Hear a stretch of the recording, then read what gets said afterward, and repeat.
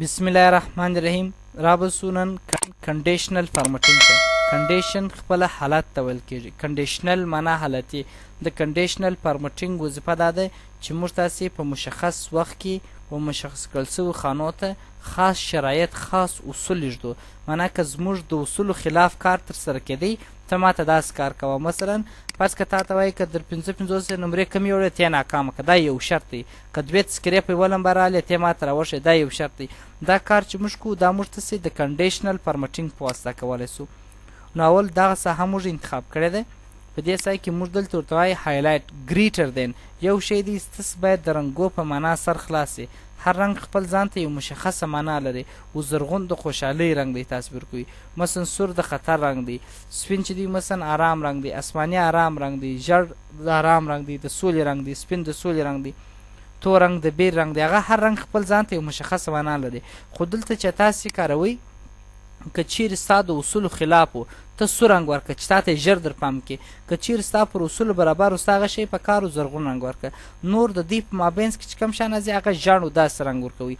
زه ورته وایم که چیرې مثلا ما دلته تر 55 اضافه ولیکل یا یې تر 55 اضافه نمرې یوړلې ته هغه ته سره کوم رنګ ورکړه؟ ګرین زرغون رنګ ورکړه. و زه کله چې دلته نمرې رسوم د دونه یوړلې ډایرکټ تا ته رنګ درکوي. د دونه یوړلې فرض که مثلا دا نفر دونه یوړلې د 54 یوړې رنګ مو ورکوي.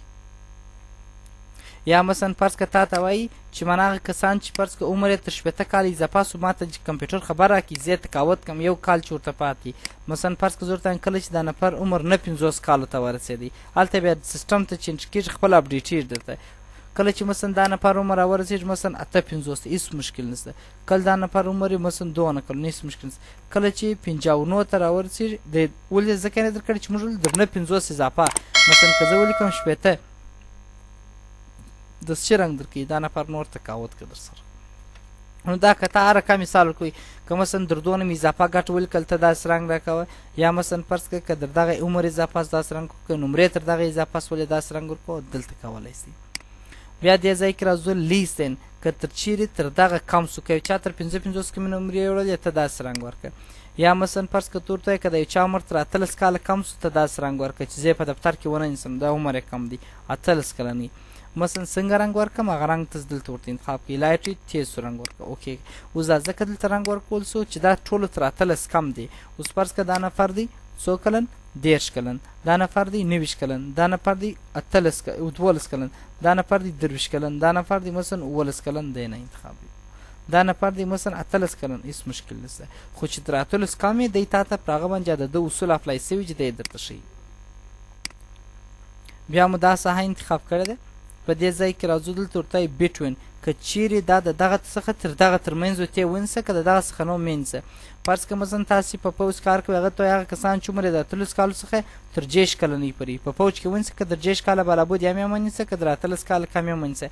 یا د پوهنتون استادان هغه استادان چې مثلا دوی غواړي چې استادان سي په پوهنتون کې چې عمر یې در 18 کالو کم یې هم یې نه نیسي که عمر تر 60 کاله اضافه یې هم یې نه نیسي. دا شرط دلته ورکولی سو. زه ورته وایم که په دغه انټروال کې راله ته هغو ته ګرین زرغون رنګ ورکړه که نه بس نور ګرسره زنجباز شارټلیست کوم یې نه. اوس کسان جلته زه تذکرې ته ګورم د ده سره دلیل نه وایم. دغه نفر عمر دی مثلا 22 کاله بس خلاص. د دغه نفر عمر دی مثلا 10 کاله د انتخاب سو. د دغه نفر عمر دی 90 کاله. دغه نفر عمر دی مثلا 18 کاله د انتخاب. د دغه نفر عمر دی 18 کاله. بس دی هغه کم انټروال چې د 60 او 18 تر مابینځ دی هغه درته انتخابېږي چې د هغه څخه ووځي هغه نور نه درته انتخابوي. بیا دغه ساحه موږ تاسې انتخاب کړې ده. بل په دې ځای کې ورته وایي ایکول ټو که هر وخت مساوي په دغه عدد سره سو. ته یو عدد ورته لیکې که چیرې ما دغه عدد ولیکئ ته دغه عدد ته داسې رنګ ورکړه. مثلا فرض که تاسې فرض کړئ دا یو جعلي نمبر پلیټ تاسو ته راغلی یا تاسې فرض کړئ چې دا داسې یو تذکره ده مثلا غلط سوې ده. یا مثلا فرض کړه زما څخه یو محصل بدلیه شوی وارې وړې ده زه هم هر کله چې ما د بانک په اکاونټ کې دغه نمبر ولیکئ ته یې ما ته راپام کړه چې مثلا د بدلیه شوی چې وړې ده مثلا هغې د بل نفر بدلیه شوی ده نو زه دلته د اکاونټ نمبر وکړم. فرض که مثلا کوچنی نمبر وکړم چې بیا زما په یاد دی 30553 ته څرنګه ورکړه داسې رنګ ورکړه. اوس کله زه اکاونټونو نمبرونه لیکم دا نمبر دی دا نمبر دی کله زه 30553 ولیکم دی د څه رنګ ورکړي چې دا هغه نفر دی ما ته یې راپاموي چې دا نفر دی.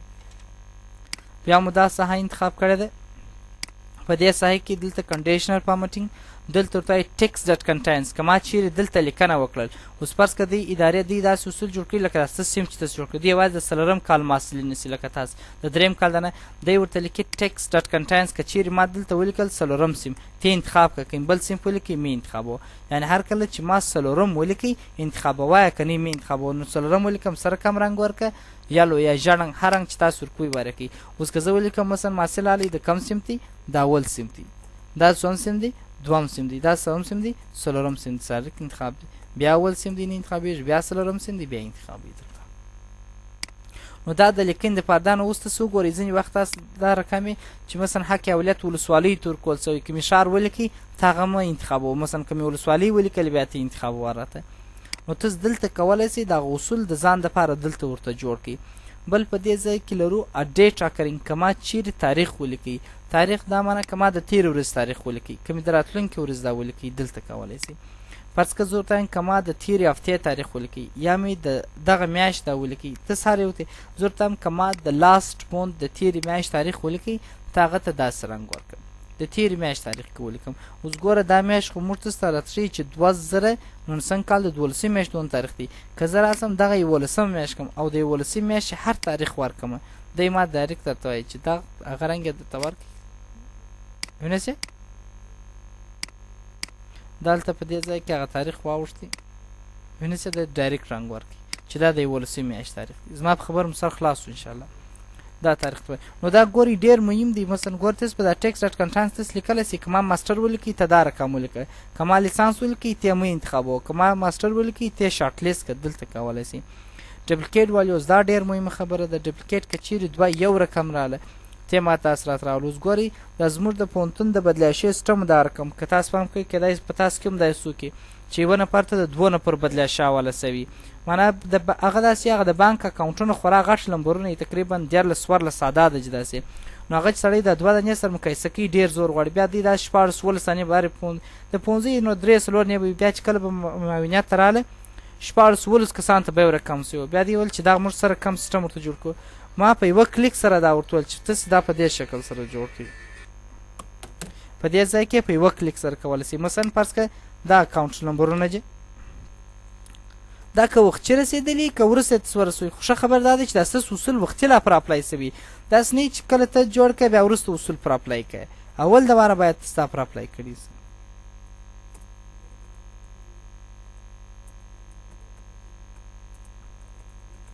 اوس دا کم که تاسو مثلا دا نوره تقریبا 4.5 کسان لیلیا بدلیاشه دي دا هر دا 2 نمبرونه داسې سره مقایسه کېږي ډېر زور غواړي تاسو دونه عدد سره مقایسه کوئ.